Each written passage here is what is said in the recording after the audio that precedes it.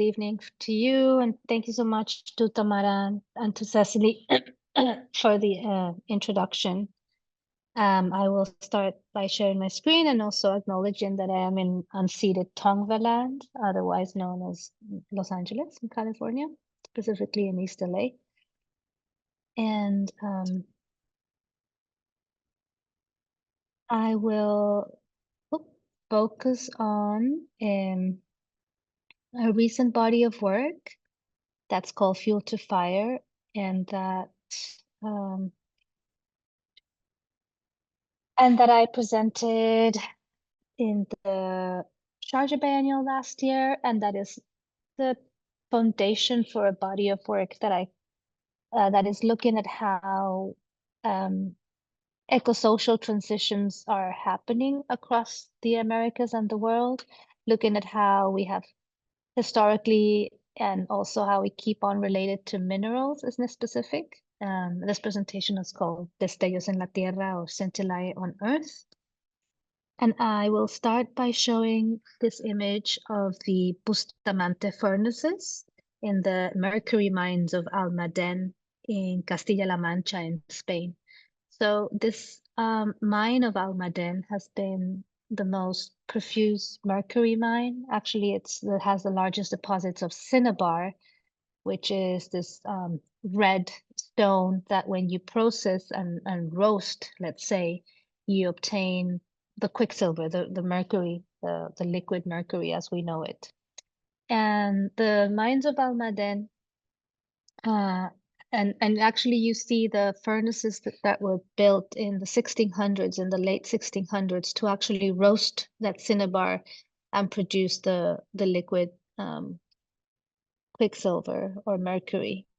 The mines of Almaden stopped functioning at the beginning of the 90s after the Convention of Minamata, which is a worldwide convention to regulate the production and distribution of mercury, was signed. But it had been producing mercury for almost 4.5 centuries. And here you can actually see some of the original plans for the Bustamante furnaces, or los aludeles de Bustamante, which was the name of the engineer, the designer engineer. So I wanted to make a piece that referenced the Bustamante furnaces and that helped us reflect on our historical relationship to mercury, because it was actually mercury the first mineral or mineral to be transported between the continents of Europe and Abya-Yala, or the Americas. Sometimes most of the times when we think about extraction, we think about the flow of materials the other way around, from the Americas to Europe. But actually, mercury from Almaden and from Europe was instrumental in the extraction of the silver from Potosí, the gold from the Mexican and the Colombian mines in the early colonial and conquest and colonial periods. So this installation that I presented in Sharjah, that's called Agua Pesada, or heavy water, which actually takes name of one of the names that alchemists in the medieval times gave to mercury, which is actually a very descriptive name, heavy water, has a replica of the Bustamante pots, same size and same shape. We didn't do as many. We reproduced 160 clay pots, and we painted them with this poem that is a bilingual poem between Spanish and Arab, jump starting the poem from a word azogue. And azogue, for those who speak Spanish, you may recognize the name, is another word we use to name mercury in Spanish. But azogue, or azog, is mercury in Arab too. Actually, Almaden, which is the name of the mine in Spain, means the mine, the mineral, Almadin.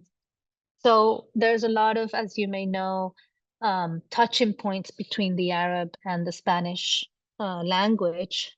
And what really caught my eye was this word azogue that is still used by artisanal miners in Colombia to refer to mercury, and that it has its origin in the Arab language. But also the Arab language, in terms of minerality, is a very poetic language and continues to acknowledge that a lot of the elements that exist under the earth, what we call minerals or metals, are actually made by the same matter than the stars are made. And actually, the word for miner and the word for astronomer in Arabic is the same word. The only thing that differentiated is an accent. So actually, the meaning for the word miner in Arab is the person who can see the stars underneath the earth. And this kind of the poem is reflecting upon these kind of more linguistic and etymological overlappings that we find between Spanish and Arabic, but also this kind of poetic and kind of epistemological stance also of how the Arab world, through alchemy and through the use of language, continues to talk about our relationship to minerals and metals. And Agua Pesada, or Heavy Water, this installation was also a way to invite the audience to think about a millenary relationship we have had with a particular mineral, in this case, the mercury. Actually, the aludel, or this bottomless pot, the furnace that you see, the clay pots are actually an alchemical technology also. And then one of the things I found while researching language and creating the poem, the bilingual poem, is that mercury, or azogue, azog, and souk, or market or mercado, have the same etymological root. So mercury and market, mercado, mercurio, azogue, azog, and souk in Arab have the same etymological root and origin in the same kind of term, which is the exchange of mercancía, no? Of commodities, of mercantile, if you wish to kind of translate literally to English. And so these are some of the things that we kind of flesh out in the pots and in the poem. But also we kind of take the reader in a journey of the history of our relationship with Mercury through the Minamata, through the, Almaden, through this use of language, all the way to the signature of the convention of Minamata that I mentioned before.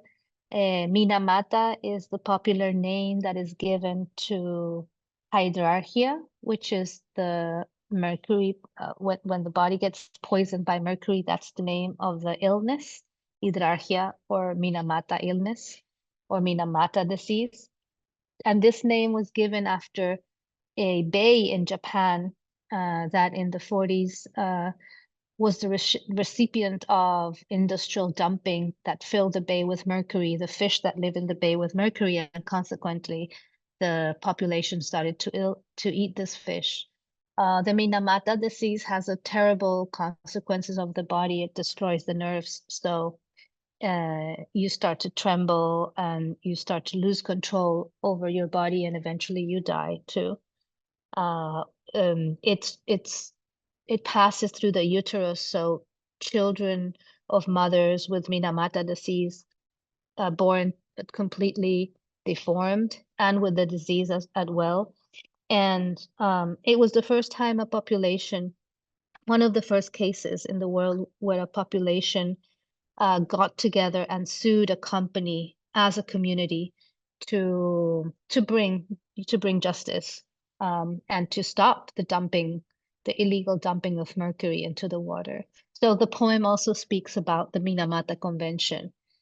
And so the heavy water installation takes us through a journey of our historical relationship with Mercury and offers it as a case study for us to think about other possible ways to relate to Mercury. Here's a little bit of information about the Minamata Convention.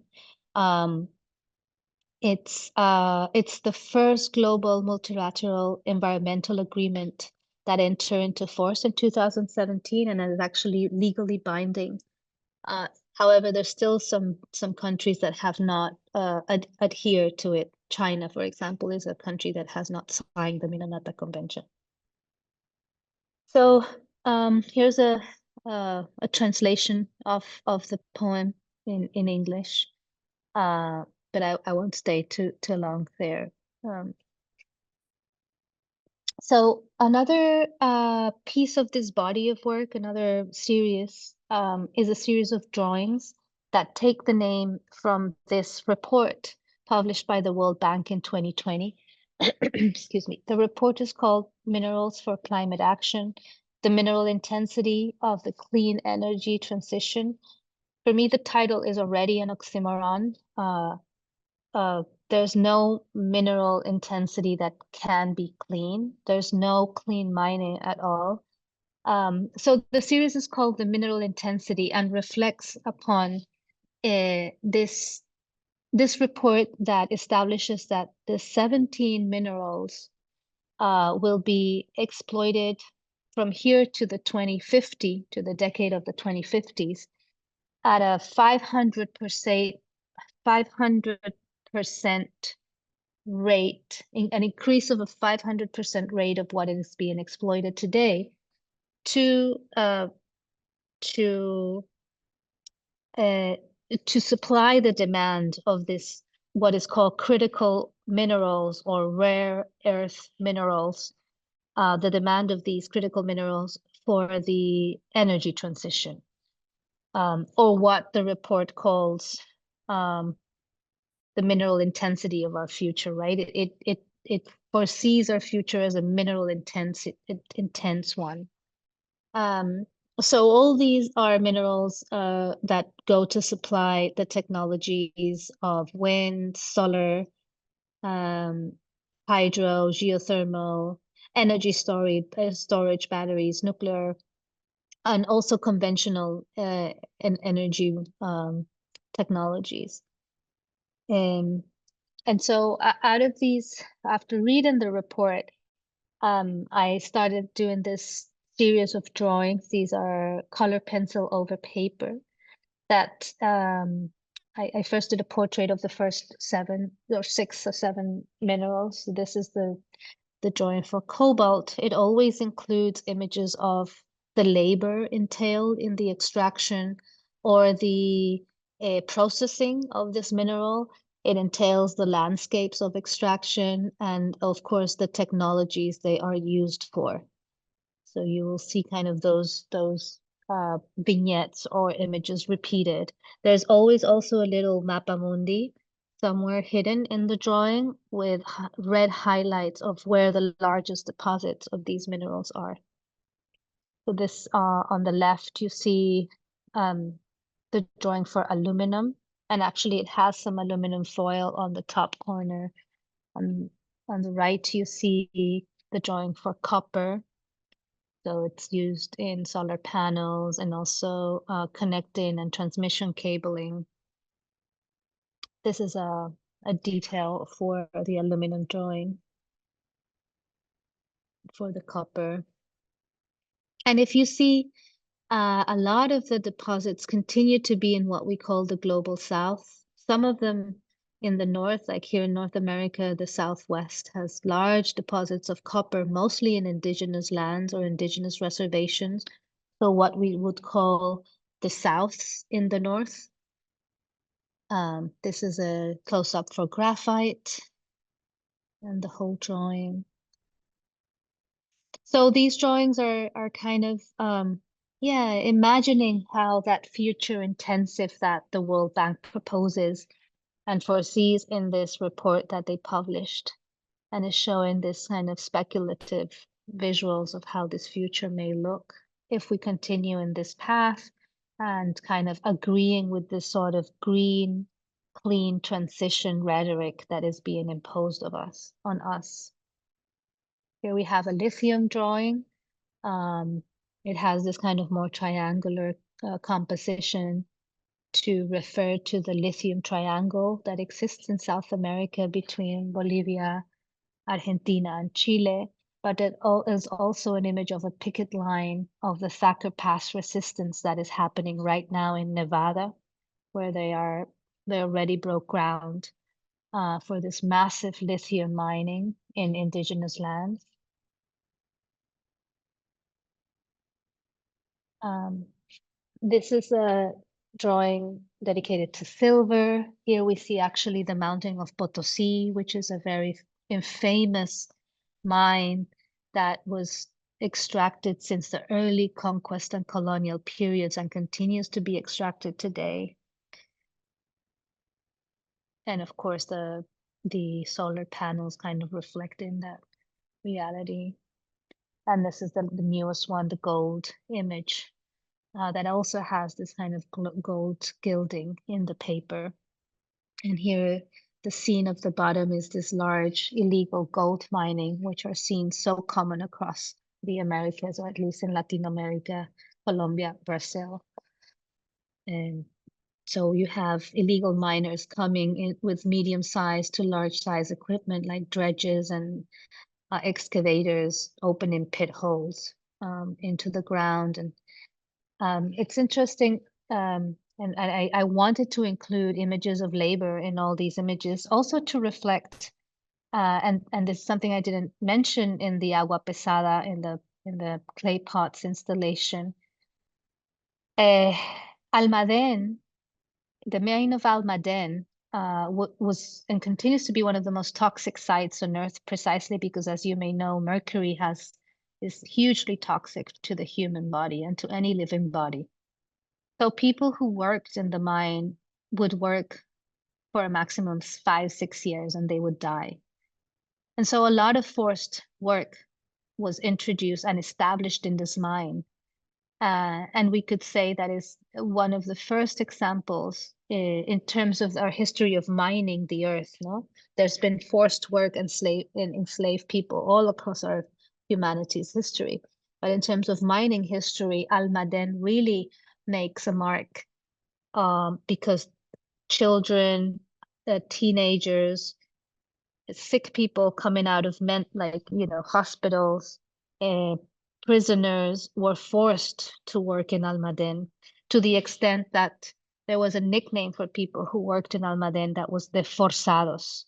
And actually, forzados in English, forced labor, and in Spanish, trabajo forzado, that terminology, that legal terminology, comes from the forzados in Almaden. So for me, it was important also to include images of labor in this more contemporary, not so far to the future, or actually contemporary images of how we are relating to some of these minerals. And not much has changed since the 1600s when we started exploiting Almaden. But there's other ways to relate to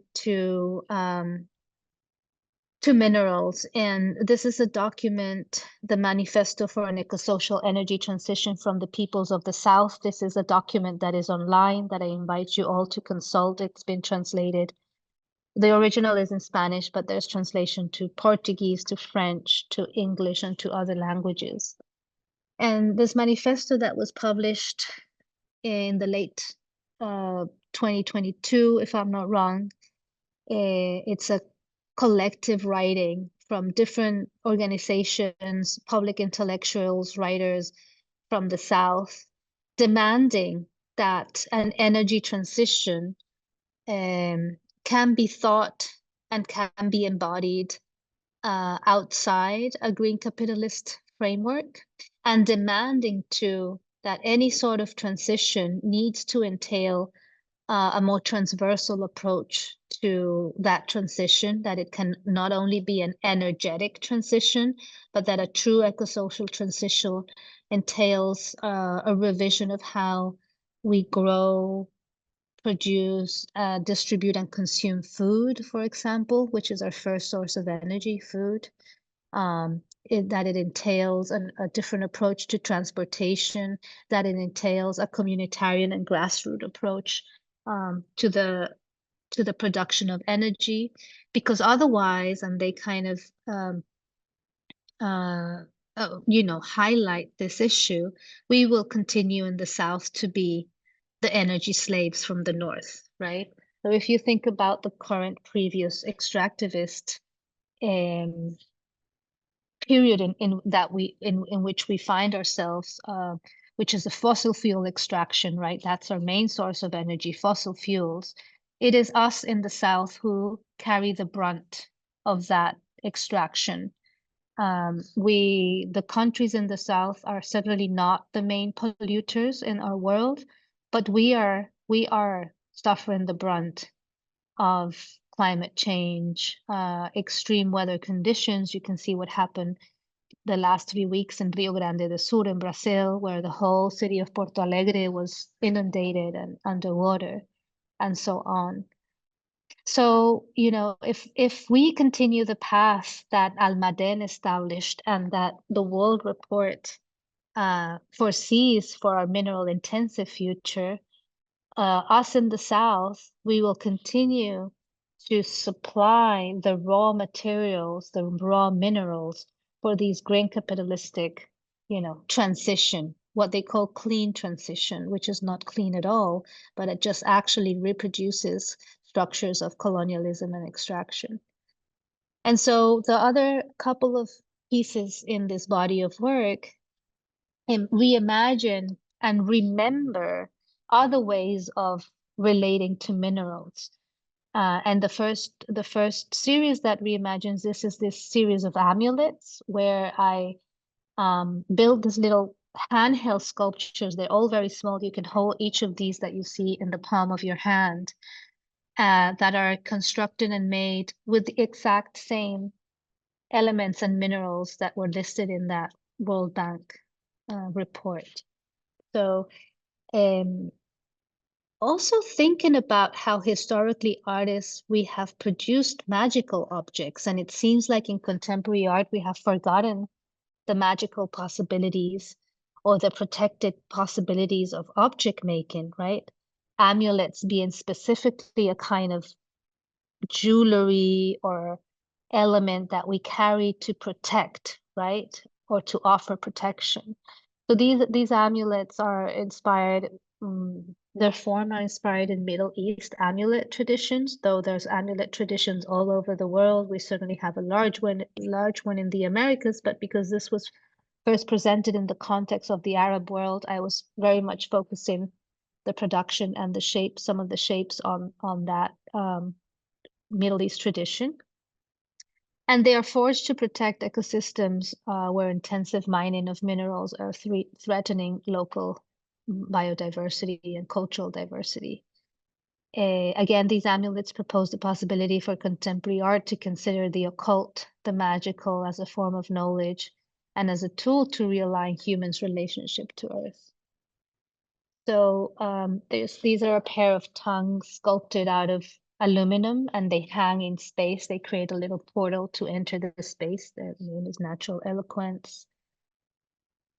So you could also carry it as a pendant if you wished.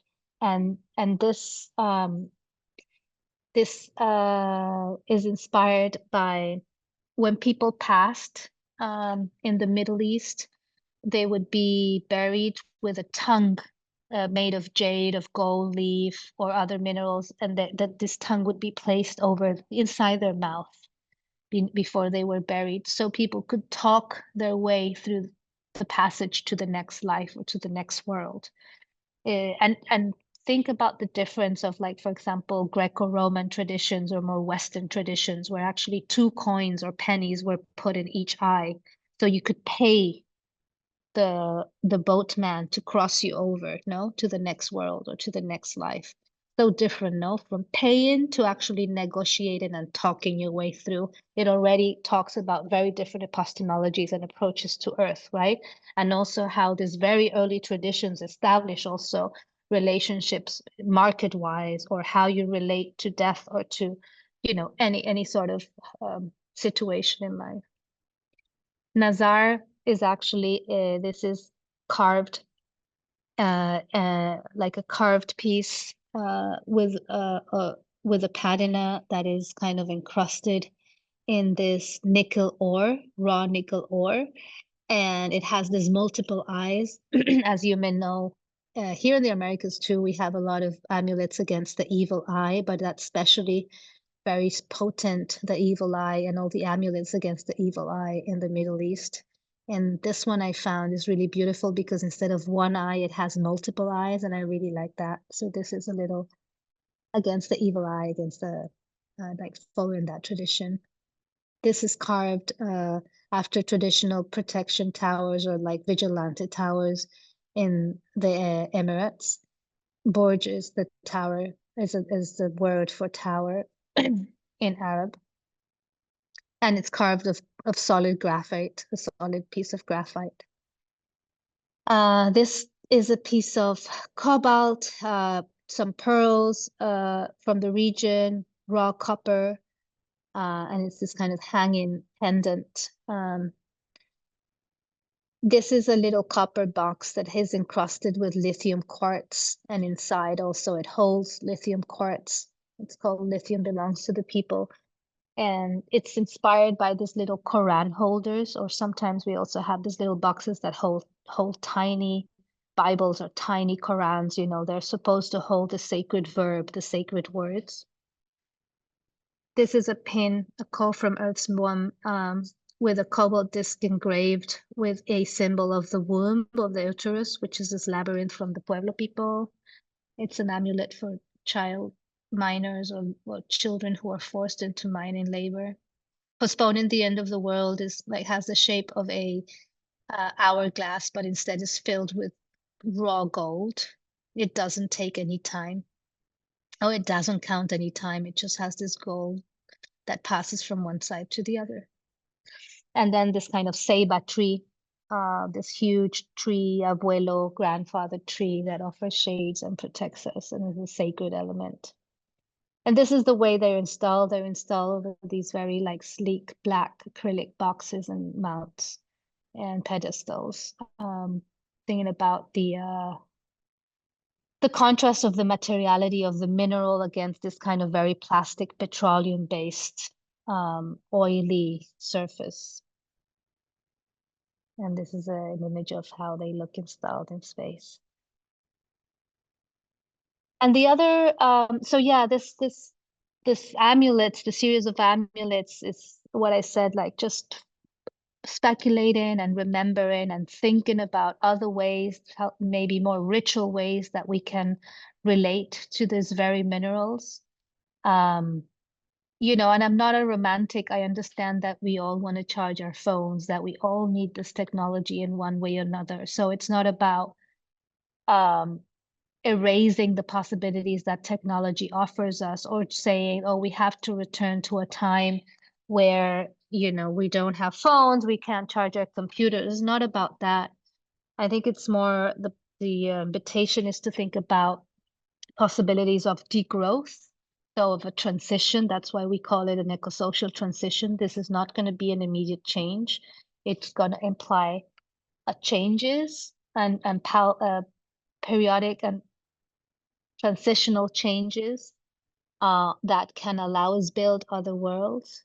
And part of that is reimagining the way we can relate to minerals, or at least acknowledging that if we carry a certain mineral in our phone, in our computer, or in any of the technologies we use, what are the ritual possibilities of that mineral that we carry instead of ignoring it completely? And then the last piece I want to show, it's a video where another possible relationship to mineral is offered, which is the relationship of pagamento, which is instead of taking out the mineral out of, you know, the water, the mine, the mountain, the forest, it is the possibility of putting back that mineral as a way of paying back Mother Nature. The Maybe I'll share the video, start sharing the video and speak a little bit on top of it. It's for sake of time. Oh. I have to share screen. Sorry. I'll do it again. Um, oh, where did my, where did it go? Here.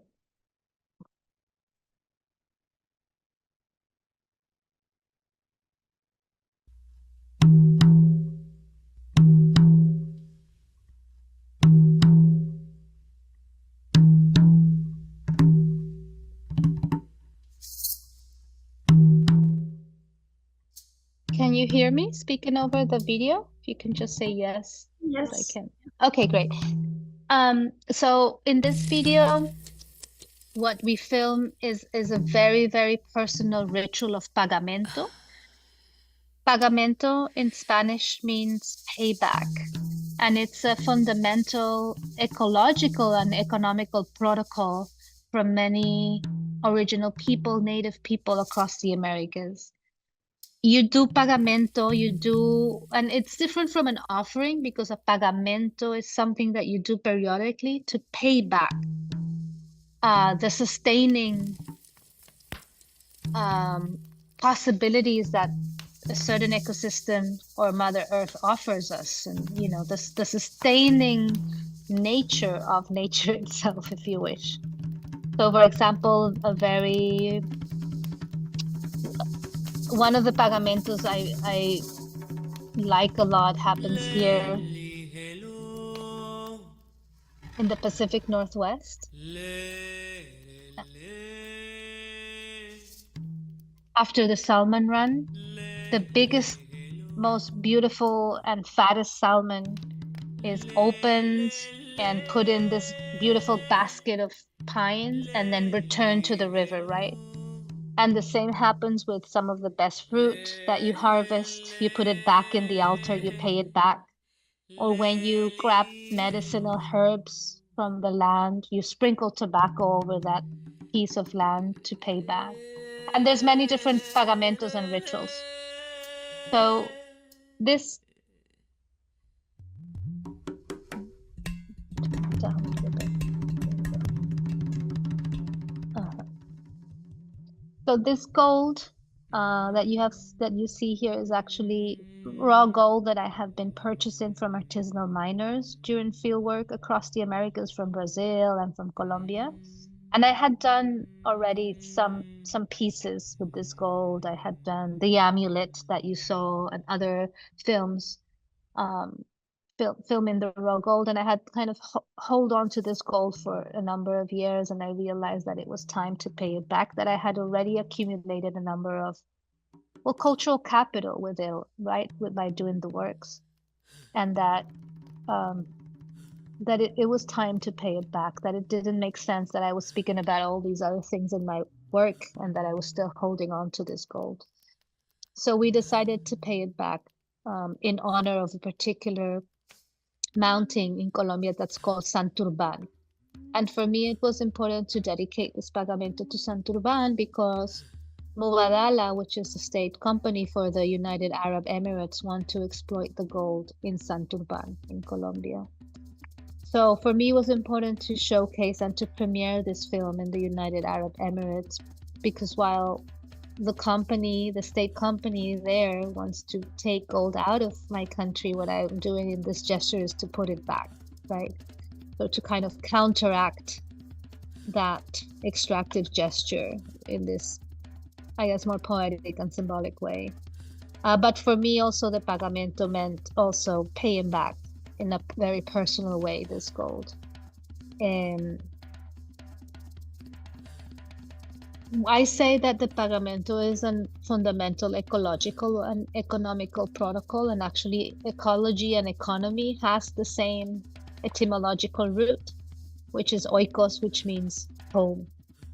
So, to exert a good ecology, to maintain a healthy ecology, and to maintain a healthy economy by paying back and by being reciprocal and being fair in what you take, you actually maintain a healthy home. And that's why pagamento refers to all of these things, to ecology, to economy, and to home, to the Mother Earth that nurtures and sustains us. And it's important to maintain the balance. I said that uh, in Agua Pesada through the research I did for Agua Pesada. Oh, so here you hear the only word that is spoken, Santurban, which is this mountain.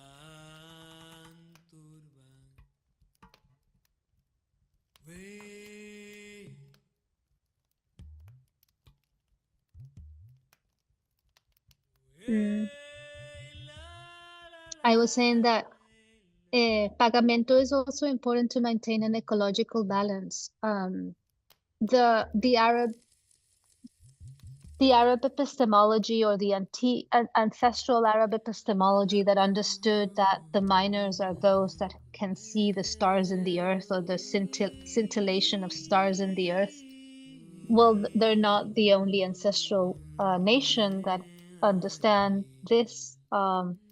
The Yanomami people in the Amazon, um, part of their history of humanity is that the sky fell once on us, and the falling of the sky is what has populated the earth with all these minerals, emeralds, gold, silver, uh, cobalt, nickel, and iron, and all these things. That these are the result of the sky falling once, and that if we continue to extract that fallen sky through mining, what we're calling is a second fall of the sky, that the sky is going to fall again on us. And a way to avoid that is to keep the minerals in the ground, because literally, when we unearth those minerals, we're bringing sickness and death up into the surface. And that's what happens, that are the consequences of mining on an ecosystem. You can see the return of the gold. So for the Yanomami, to keep to keep the minerals in the ground is a way to keep holding the sky up and avoid a second falling, a second collapse. But all this climate change and global warming is definitely signaling to a second sky, a second falling of the sky. Um, so yeah, maybe I can wrap up here. The film is gonna finish, but as I said, this kind of four works, series in some cases, the amulets and the drawing that keep on going, the pagamento film, fuel to fire, and the heavy water, um, are